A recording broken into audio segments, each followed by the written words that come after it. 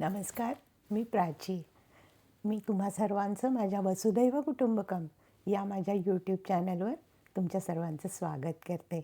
सर्वात प्रथम गुढीपाडव्याच्या तुम्हाला सर्वांना खूप खूप शुभेच्छा. येणारे वर्ष, आलेले वर्ष तुम्हाला खूप आनंद, सुख, धनधान्य मिळवून देईल ह्याची मला खात्री आहे. आपण जपानची सहल केली, वाङ्मयीन सहल केली. आता आपण आज कुठे जाणार आहे बरं? आज आपण चाललो आहे ऑस्ट्रेलियाला. ऑस्ट्रेलियाच्या मेलबॉर्न शहरामधल्या लेखिका, जगप्रसिद्ध लेखिका रोंडा बर्न यांच्या वाङ्मयाची आपण ओळख करून घेणार आहे. ठीक आहे. तर रोंडा बर्न या कोण आहेत? तर ह्या ऑस्ट्रेलियन टेलिव्हिजनच्या त्या प्रोड्युसर, डायरेक्टर आणि रायटर पण आहेत. आणि 2006 साली त्यांनी द सिक्रेट नावाची कादंबरी किंवा सेल्फ हेल्प बुक आपण म्हणू शकतो, तर ती त्यांनी प्रसिद्ध केली. आणि लेट मी टेल यू की ती एक जगप्रसिद्ध नॉव्हेल ठरली. बरं, का बरं असं झालं असेल? असं त्याच्यामध्ये त्यांनी काय विशेष घातलं? तर तुम्हाला सांगते, त्याच्यामध्ये त्यांनी एक प्रिन्सिपल त्याच्यामध्ये नमूद केलं की तुम्ही जर हे प्रिन्सिपल तुमच्या आचरणामध्ये आणलं, जर तुम्ही त्याचा उपयोग केलात, तर तुमच्या मनाच्या इच्छेप्रमाणे होऊ शकतं. हा जो विचार त्यांनी मांडला, त्याच्यामुळे ही कादंबरी जगप्रसिद्ध हिट झाली. आणि याच्या 50हून अधिक लँग्वेजेसमध्ये याचं ट्रान्सलेशन झालं आहे. म्हणजे बघा की काय त्या कादंबरीचं कौतुक सांगावं का त्या लेखिकेचं कौतुक सांगावं. म्हणजे की त्यांनी असा मुद्दा मांडला. तो मुद्दा होता the law of attraction. What does that mean? The law of attraction. The law of attraction म्हणजे की तू लाईक्स अट्रॅक्ट लाईक्स, हा बेसिक त्याच्यामध्ये कॉन्सेप्ट आहे. म्हणजे आता लॉ ऑफ अट्रॅक्शन हे आपण कुणाला अप्लाय करायचं? तर ब्रह्मांडाला अप्लाय करायचं, असं तिचं म्हणणं आहे. किती चांगला विचार आहे ना हा. आणि तसं पाहायला गेलं तर आपल्याकडे पण म्हणजे भारतामध्ये वगैरे हे विचार तर आहेच आहेत, हो की नाही? की तुम्ही ब्रह्मांडाला म्हणजे मागितलं काही तर ते तुम्हाला मिळणारच, म्हणजे होय की नाही? तर हे सगळं जे आहे ते ऑस्ट्रेलियामध्ये जा, जपानमध्ये जा, जर तुम्ही पॉझिटिव्हली तुम्ही एखाद्या गोष्टीवरती फोकस करता किंवा एखाद्या गोष्टीची इच्छा व्यक्त करता, त्यावेळेला ती तुम्हाला मिळाल्याशिवाय राहत नाही.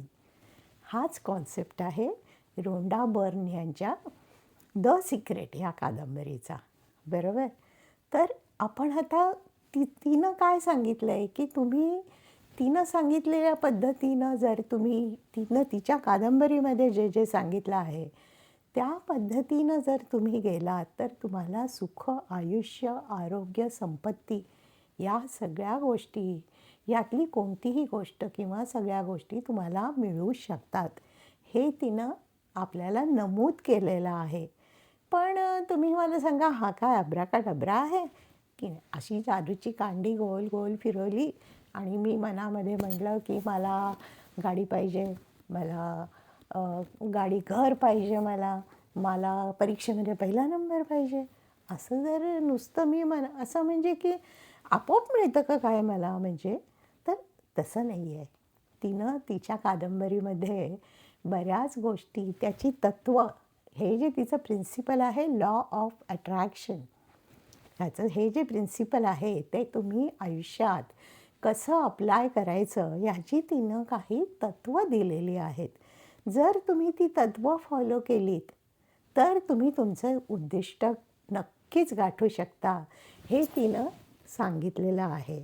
तर तिनं पहिली कोणती गोष्ट बरं सांगितलेली आहे? तर तिनं सांगितलं आहे की व्हिज्युअलायझेशन. आता व्हिज्युअलायझेशन म्हणजे काय? की नुसतं डे ड्रीमिंग नाही ना. डे ड्रीमिंग तर कोणी पण करू शकतं. त्याच्यासाठी एवढं पुस्तक लिहायची काय जरूर आहे? आपण आपले डोळे मिटून बसलं, मी याव केलं, मी त्याव, आणि तर दॅट इज अ डिफरंट, म्हणजे day dreaming is different, right? तर तिनं व्हिज्युअलायझेशन कसं करायला सांगितलं आहे, की अदरवाईज आपण कसं म्हणतो, की बाबा हां, हे मला मिळायला पाहिजे किंवा हे मिळेल ह्याची मी इच्छा करतो, असं आपण म्हणतो, की मला असं-असं व्हायला तर पाहिजे बाबा, असं होतं. पण तिचं म्हणणं काय आहे, की तिचं म्हणणं असं आहे, की तुम्ही असा विचार करा, की मला गाडी मिळाली आहे. आपण वर्तमान काळामध्ये आहे. मला हे मिळालेलं आहे सगळं. मिळणार आहे किंवा मिळेल. मिळेल हा भाव त्याच्यामध्ये नको. सॉरी. तर तिचं म्हणणं असं आहे, एवढंच आहे, की बाबा तुम्ही असा विचार करा, की मला गाडी मिळाली आहे, मला संपत्ती मिळालेली आहे आणि माझं लग्न झालेलं आहे, व्हॉटेवर तुमच्या ज्या इच्छा आहेत, तर त्या तुम्ही अशा प्रकारे नमूद करा, की ते झालेलं आहे. म्हणजे ते प्रत्यक्षामध्ये घडलेलं आहे, घडणार आहे असं नाही आहे ते. दुसरं आहे ग्रॅटिट्यूड. आता ग्रॅटिट्यूड म्हणजे काय? सिम्पली इट इज कृतज्ञता, बरोबर? तर कृतज्ञता ही कशासाठी पाहिजे? तर जेव्हा आपण म्हणतो, की मला हे मिळालं आहे, तर त्यावेळेला तुमच्या मनामध्ये असा विचार नाही आला पाहिजे, की बाबा त्याला नाही मिळालं पाहिजे, त्याला कशाला हे व्हायला पाहिजे, तो कशाला सुखी आणि समाधानी व्हायला पाहिजे, राईट? असं हा विचार सॉरी हा विचार तुमच्या मनामध्ये आला नाही पाहिजे. कारण ॲबंडन्स असं काही नाही. आपण कुणाला आवाहन करतो आहे, तर आपण ब्रह्मांडाला आवाहन करतो आहे. आपण काही असं रोजचं किराणा माल दुकान उघडं आहे का नाही आणि आज पाणी आलं आहे का नाही, आज गॅस आहे का नाही, असा विचार नाही करायचा आहे. कारण तुम्ही कुणाला मागताय, तर तुम्ही ब्रह्मांडाला मागताय. ब्रह्मांडाला आपण काय म्हणतो? अनंत. अनंत पसरलेला. तर ह्या अनंत जर तो आहे, तर तो त्याच्यापाशी काही कमतरता असणार आहे का? नाही. तर ज्याला जे मिळायचं आहे ते मिळणार आहे. तो जो प्रयत्न करतो आहे, ज्या पद्धतीनं करतो आहे, त्याला ब्रह्मांड देणारच आहे. तर त्याच्यासाठी मलाच फक्त पाहिजे हा भाव नाही पाहिजे. जो जे वांछील ते ते ते ते लाभो. ते प्रत्येकाला मिळू दे. ज्याची जी इच्छा आहे ती प्रत्येकाला मिळू दे. सर्वे सुखिना भवन्तु, सर्वे सन्तु निरामयाः. हे आपल्यालासुद्धा आपल्या अध्यात्माने शिकवलेलं आहे, की सर्व सुखी होऊ देत. असं काही नाही, की मला फक्त मिळायला पाहिजे. हा एक भाव त्यांनी सांगितला आहे, की you should have gratitude towards the whole world. हे त्यांनी सांगितलेलं आहे. ह्याच्यानंतर त्यांनी सांगितलं आहे, की इंटेन्शन आणि फोकस. आता इंटेन्शन आणि फोकस म्हणजे काय? ह्याच्यामध्ये त्यांनी, की तुम्ही ज्या गोष्टीची इच्छा करत आहात, तर ती एकतर ती सकारात्मक असली पाहिजे, पहिली गोष्ट. आणि ती फक्त एकच गोष्ट असायला हवी. नॉट लाईक मला हे पाहिजे, ते पाहिजे, ते पाहिजे असं नाही. 1, 2, 3 नाही आहेत. इथे फक्त एक आहे. तुम्हाला जी तुमची तीव्र इच्छा आहे, ती तुम्ही योग्य प्रकारे तुम्ही त्याच्यावर फोकस करा. त्याच्यावर फोकस करा. ब्रह्मांडाला आवाहन द्या. कारण लाईक्स अट्रॅक्ट्स लाईक्स. तुमची जी इच्छा आहे ती तुम्हाला मिळणार. पण ती तुम्ही अशा प्रकारे, चांगल्या प्रकारे ब्रह्मांडाला सांगितली पाहिजे, की ज्याच्यामध्ये जेलसी असली नाही पाहिजे, निगेटिव्हिटी असली नाही पाहिजे. ह्याचं नाही व्हायला पाहिजे, त्याचं नाही व्हायला पाहिजे, असं नसलं पाहिजे. आणि फोकस इज व्हेरी इम्पॉर्टंट. खरं आहे की नाही? की फोकस करणं खूप आवश्यक आहे. ह्याच्यानंतर त्या काय सांगतात, त्यांचा पुढचा पॉईंट काय आहे त्यांचा, तर त्या म्हणतात पॉझिटिव्ह थिंकिंग. किती आवश्यक आहे ना पॉझिटिव्ह थिंकिंग. की कारण एकदा तुमच्या मनामध्ये एखादी गोष्ट नकारात्मकरित्या जर रुजली गेली असेल तुमच्या मनामध्ये, तुम्ही बाहेर नाही येऊ शकत त्याच्यामधून. तुमची जोपर्यंत सकारात्मकता येत नाही आहे, हे माझं बहुतेक होणारच नाही, मला यावर्षी वाटत नाही मला प्रमोशन मिळेल, किंवा मला वाटत नाही मला चांगले मार्क्स मिळतील आणि माझं तर कधी आयुष्यात चांगलं होईल असं वाटतच नाही. ही जर तुम्ही भावना तुमच्या मनामध्ये दृढ ठेवली असेल तर ते कधीच घडणार नाही. हेही तेवढंच खरंच आहे ते. त्याच्यामुळे तुम्हाला सकारात्मक होणं खूप म्हणजे खूपच आवश्यक आहे. तुम्हाला तुमच्या आयुष्याचे उद्दिष्ट तुम्ही काय ठरवलेलं आहे, ते खूप महत्त्वाचं आहे आणि त्या आता ह्याच्यामध्ये मी थोडंसं म्हणेन, की जेव्हा ती म्हणते आहे, की you have to do 1, 2, 3, 4 all these things. पण त्याच्यामध्ये you have to read line between the lines. And what is that? म्हणजे काय? ह्याचा अर्थ काय आहे? याचा अर्थ असा आहे, की तुमचं एक उद्दिष्ट आहे, इथे तुम्ही आहात. बरोबर? इफ यू आर फोकसिंग, तुमचा खूप सुंदर सकारात्मक फोकस तुमच्या एका इच्छेकडे चाललेला आहे, राईट? तर तो चालू असताना असं तर नाही होणार ना, की तुम्ही नुसताच असा विचार करताय. जर मी फोकस करते की मला खूप चांगले मार्क्स मिळायला पाहिजे, तर माझा जो मेंदू आहे त्याच्या कड्या उलगडणार नाहीत. त्याच्या कड्या नक्कीच उलगडतील आणि माझा मेंदू विचार करेल, की मला जर माझं उद्दिष्ट सफल करायचं आहे, तर मला ह्या एपासून या ह्याच्यापर्यंत कसं जाता येईल? कसं का ह्याच्यामध्ये अडथळे काही आहेत का? याच्यामध्ये हे गाठण्यासाठी मार्ग काय काय आहेत? म्हणजे जवळ हा सगळा एक ब्लूप्रिंट आपण नाही आपल्या मेंदूमध्ये चालू करून घेत. बरोबर आपण आपल्या डोळ्यासमोर तो असा उभा राहतो. समजा तो कॉम्प्युटरच्या भाषेमध्ये सांगायचं, तर तुम्ही फ्लोचार्ट आपोआप तुमच्या मनामध्ये तयार होते, की मला माझं हे उद्दिष्ट आहे, तर हे व्हायसाठी मला काय करावं लागेल, ह्याच्यामध्ये काय अडथळे येऊ शकतात आणि त्याला मार्ग काय निघू शकतो.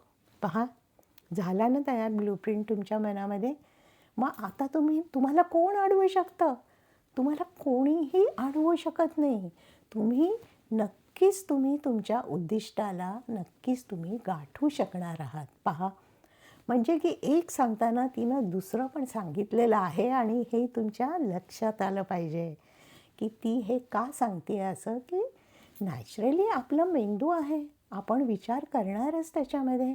नुसतंच काही असं बसून नाही राहणार आहे, असेल माझा हरी तर देईल खाटल्यावरी, हे तर नाही आपण म्हणणार. होय की नाही? बरोबर आहे ना? तर ह्याच्यामधून किती आणि सकारात्मक गोष्टी होऊ शकतात बघा. कारण तुम्हाला सांगू आजकालचं जग खूप निगेटिव्हिटीने भरलेलं आहे.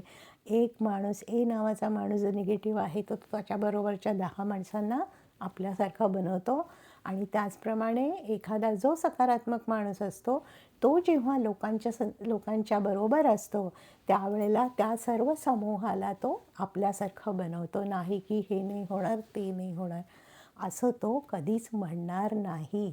आणि तुम्हाला सांगू, पण ही जेव्हा कादंबरी प्रदर्शित झाली ना, तर एवढी म्हणजे जगप्रसिद्ध हिट झाली ही कादंबरी, की म्हणजे ती जगविख्यात झाली आणि त्याच्यामुळे काय झालं, की ह्याच्यावरती त्यावेळेला क्रिटिसिझम पण खूप झालं, की हे कुठे शक्य आहे? हे असं कधी होऊ शकतं का? याला काही प्रूफ नाही, की आपलं असं आहे तर असं होईल. हे तुम्ही प्रूव्ह करू शकता का? नाही प्रूव्ह करू शकत. This is the pseudo science, right? त्याच्यामुळे अशी टीका पण झाली, की याने काही साध्य होणार नाही आहे. पण तुम्हाला सांगते तरीसुद्धा कितीतरी लोकांनी, की ह्यांनी ज्या प्रिन्सिपल्स सांगितलेल्या आहेत, त्या सगळ्या आपल्या आत्मसात केल्या, त्याचा प्रयत्न केला आणि केल्यानंतर लोकांना यशसुद्धा मिळालं. हे पहा, यश येण्यासाठी तुम्हाला लगेचच मिळेल ह्याची काही गॅरंटी कोणीच देऊ शकत नाही. होय की नाही? तर तुम्हाला त्याच्यासाठी वाट पण बघावी लागते. मे बी 1 वर्ष, 2 वर्ष, 3 वर्ष. पण तुमची तेवढी पॉझिटिव्हिटी आणि फोकस असणं खूप म्हणजे खूपच आवश्यक आहे. तर हे तुम्ही लक्षात ठेवा. ह्या कादंबरीमधून आपण काय घ्यायचं आहे, तर आपण पॉझिटिव्हली एखाद्या गोष्टीवर फोकस करायचा आहे, त्याचा अभ्यास करायचा आहे आणि आपल्या मेंदूला सतर्क करायचं आहे. हा ह्या सगळ्या कादंबरीचा उद्देश आहे. आणि मी तुम्हाला सांगते, की आजकाल एवढं म्हणजे शाळेतल्या मुलांपासून ते कॉलेजमधली मुलं, ते married couples, even elderly couples ह्या सगळ्यांच्यामध्ये खूप निगेटिव्हिटी येते. त्यांना खूप डिप्रेशन पण येतं त्यांना. तर हे जर आपल्याला घालवायचं असेल, डिप्रेशनमधून बाहेर काढण्यासाठी सुद्धा या या तुम्ही अशा कादंबऱ्या रोंडा बर्न यांच्या कादंबरी जर तुम्ही त्यांची जी माहिती आहे दिलेली आहे, it's a self help book. तर इन्स्पिरेशनल बुक आहे ते. तुम्हाला नवीन माहिती देतं, काही मार्ग सुचवते. जर तुम्ही अभ्यास केला तर नक्कीच तुम्हाला याचा फायदा होणार म्हणजे होणारच आहे. त्याच्यामुळे आणि तुम्हाला सांगते की केव्हाही पॉझिटिव्ह प्रयत्न चांगले असतात ना, हो की नाही? करून बघायला काहीच हरकत नसतात. जर म्हणजे एवढ्या जगमान्यता जर ह्या नॉव्हेलला मिळालेली आहे, तर नक्कीच त्याच्यामध्ये खूप तथ्य आहे. तर तुम्हाला नक्कीच आवडतील ह्या रोंडा बर्न्स यांच्या कादंबऱ्या वाचायला. Self help books. तर त्यांची ही पहिली द सिक्रेट आली ती 2006 मध्ये. नंतर 2010 मध्ये द पॉवर हे त्यांनी लिहिलं. नंतर 2012 मध्ये त्यांनी द मॅजिक हे सेल्फ हेल्प बुक लिहिलं.